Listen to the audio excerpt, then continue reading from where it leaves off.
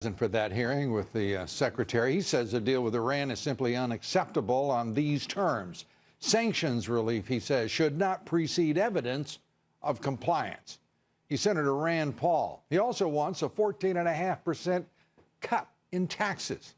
And to prove the point, he took a chainsaw to the tax code, quite literally. Take a look. Hey, I'm Rand Paul, and I'm trying to kill the tax code, all 70,000 pages of it.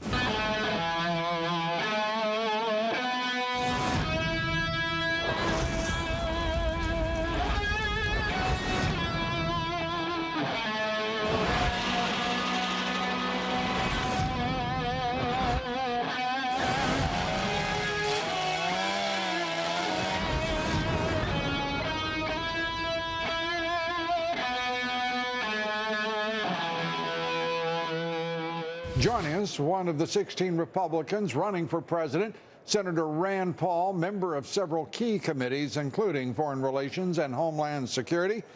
Senator, good to have you with us. Secretary Kerry, your impressions of him today? Well, you know, I made a point that the Ayatollah is now saying that the deal does not prevent them from having a nuclear weapon. And I thought that's precisely what the deal was supposed to do. And so I don't understand how we can have an agreement that President Obama says means one thing, John Kerry says means one thing, but the Ayatollah says it doesn't mean that at all. And that's worrisome because we're at the very beginning of the agreement. How do you think this is going to be in a year or two from now when there's allegations of whether or not they're cheating on the agreement? We haven't even started the agreement, and they're already under a different impression as to what the agreement means. And the leadership of Iran already saying that the Iranian policy in the Middle East is 180 degrees from that of the United States. As you say, how can this be even at the beginning? Well, you wonder about the sincerity of who you're dealing with when they're immediately putting out, still calling us this arrogant nation, this great Satan, and still saying that this won't prevent them from helping their friends. Well, their friends are rebels trying to overthrow the government in Yemen. Their friends are Hezbollah, which has been attacking throughout the years Israel. So you do wonder, really, are things really going to change? And if we're acknowledging they're not going to change, really, should we give up the sanctions so quickly? I've got to ask you this, Senator, as a distinguished member of the committee that the Secretary of State appeared before, as a man who has established his credentials and bona fides as being very concerned throughout your career about the expenditure of blood and the treasure of this country in wars that are sometimes utterly bereft of any evidence of the national interest. The president says it's either war or it's his agreement. How does that stack up to you? I don't think it's such a binary choice. I think another possibility would have been continuing with the interim agreement until we got a good agreement. They themselves, the administration, said that no agreement was better than a bad agreement. And I think the interim agreement would have also been a possibility that we continue on with that to show proof of compliance. But I also think that we could have released the sanctions in a stepwise or gradual way as we saw continued compliance. Because this is a question I had for Secretary Kerry today. Do you think the Iranians have shown themselves to be trustworthy or untrustworthy? And even the administration admits that historically they've shown themselves not to really obey international agreements or be trustworthy. So really you need a lever. You need something to have that you can enforce compliance with.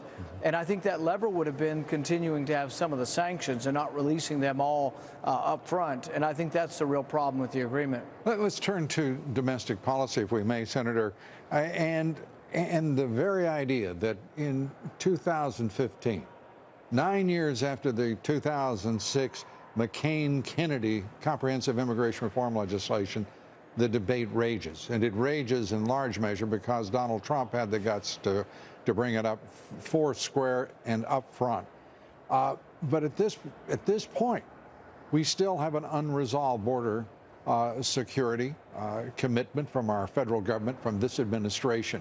What would be your commitment to border security, and what does it represent to you? The first thing I would do is obey the law. We haven't had a president, Republican or Democrat, in recent history who has enforced the immigration law. So everybody says they're for border security. Well, I'm for electing a president who will actually enforce the law. And I think if you did, you'd find that there are laws on the books that would actually say that we should have an organized process and we shouldn't have a wide open border. I've introduced legislation in the last week that says that when there's an immigration order, San Francisco can't ignore that it would be mandatory that they obey all federal orders. A good analogy is this. If you have somebody in jail in Ohio for shoplifting and they're wanted for murder in Michigan, Ohio never releases them onto the street. They always go directly into custody in Michigan. It's always happened that way. Where did we start with allowing San Francisco to say, oh, they're wanted for a federal crime and we're just going to release them into the streets? It started with President Obama because President Obama reinterpreted the rules and said, oh, these court orders are voluntary. When someone's wanted for a crime, they should be held and turned over to the other jurisdiction. And as we conclude here, I just want to point out to our audience that the senator has introduced legislation to restrict funding of sanctuary cities. He is acting as well as speaking on the issue.